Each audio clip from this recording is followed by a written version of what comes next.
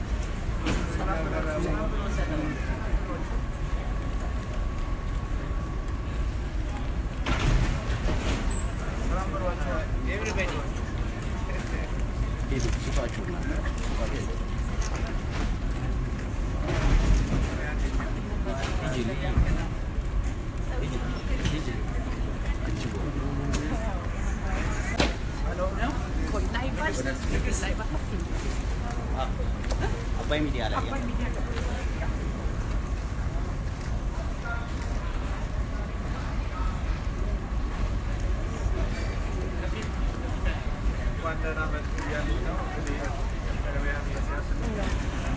እሺ ተመልካቾቻችን እንደምታዩት እንግዲህ ፕሮፌሰር መስፍን ወልደማርያም ሲያትል ደርሰዋል። በክብር ተቀብለናቸዋል።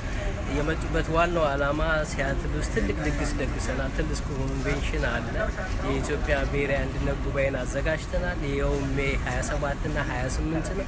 የሁለት ቀን ኮንቬንሽን ያዘጋጀነውና ሲያትል አካባቢ ያላችሁም ታዳሚዎቻችን ካላችሁ ወለቱ መጣችሁ ፕሮግራማችን ተካፋይ እንድትሆኑ ነው።